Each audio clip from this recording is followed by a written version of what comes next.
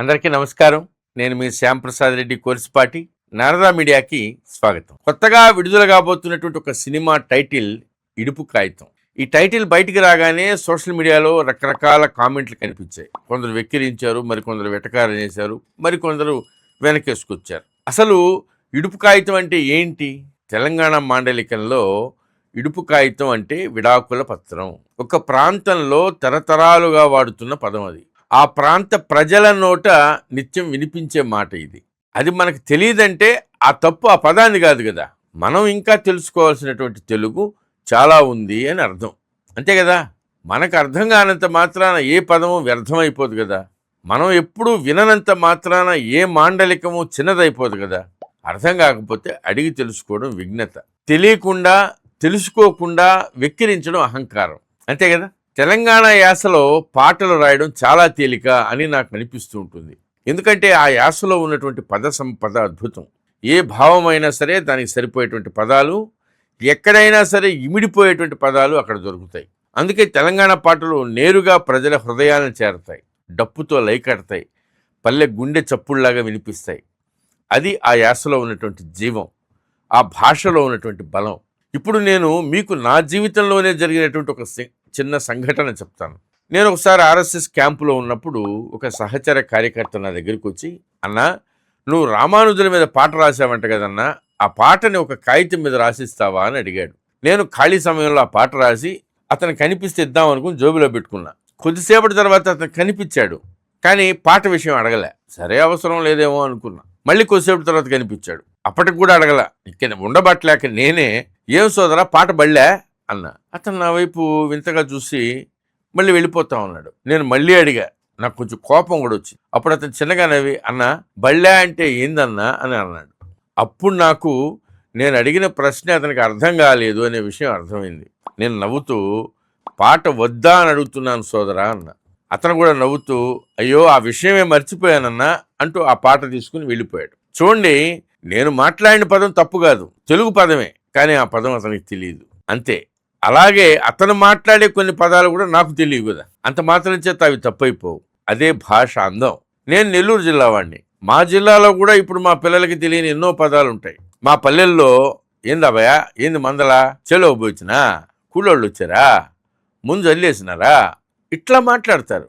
ఇందులో మందల అనే పదం మిగతా జిల్లాల వాళ్ళకి కొత్తగా అనిపిస్తుంది. అసలు నెల్లూరు జిల్లాలోనే వింజమూరు, ఆత్మకూరు వైపు ఒక యాస, కోవూరు, నెల్లూరు వైపు ఇంకో యాస, గూడూరు, కోట, నాయుడుపేట వైపు ఇంకొక యాస, అట్లాగే ఇంకా సూళ్ళూరుపేట, తడ ప్రాంతంలో ఇంకో యాస కనిపిస్తాయి. ఒక జిల్లాలోనే ఇన్ని తేడాలుంటే మొత్తం తెలుగు రాష్ట్రాల్లో ఎన్ని మాండలికాలు ఉంటాయో ఊహించండి.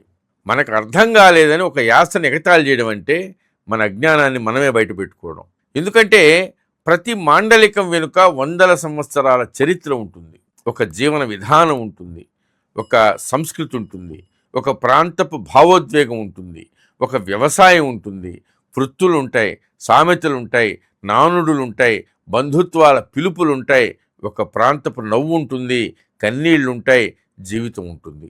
ఈరోజు ఆంగ్ల విద్య, వలసలు, గ్లోబలైజేషన్ ప్రభావాల వల్ల ఇప్పటి పిల్లలకి తమ ఇంటి యాసే సరిగా రావడంలా, తెలుగు మాట్లాడడమే సిగ్గుగా భావించేటువంటి పరిస్థితి వస్తూ ఉంది. తెలుగు వచ్చి రాని వాళ్ళలాగా నంగిగా మాట్లాడడం ఇప్పటి పిల్లలకి ఫ్యాషన్ అయిపోయింది. దాన్నే వాళ్ళు ఆధునికత అనుకుంటా ఉన్నారు. నిజానికి అది ఆధునికత ఏం కాదు, అది మన మూలాలను మర్చిపోవడం. ఇంకొన్ని తరాలు గడిస్తే గిలకబావంటే ఏంటో తెలియదు, చాంతాడంటే ఏంటో తెలియదు, చాదంటే ఏంటో తెలియదు, తిరగలి, రోలు, రోకలి, చుట్టకుదురు, బాణ, కడవ, అటికె, పంటె, సనికేట్రాయి, పొత్రము, విసనకర్ర, గాదె, గంప, చాట, జల్లెడ, కవ్వం, ఉట్టి, కుంపటి, పొయ్యి, దుత్త, చిప్ప, గోన, ఇలాంటి ఎన్నో వస్తువులు, వాటి పేర్లు, వాటి ఉపయోగాలు మన పిల్లలకి తెలియకుండానే చరిత్రలో కలిసిపోతాయి.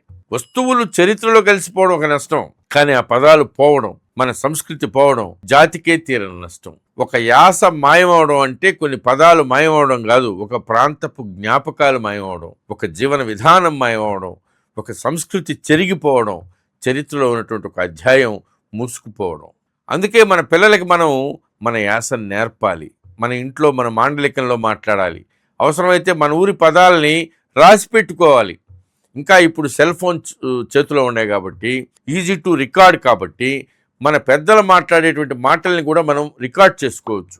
ఎందుకంటే వాళ్ళు వెళ్ళిపోయాక ఆ పదాలు కూడా వాళ్ళతో పాటు వెళ్ళిపోకూడదు కదా.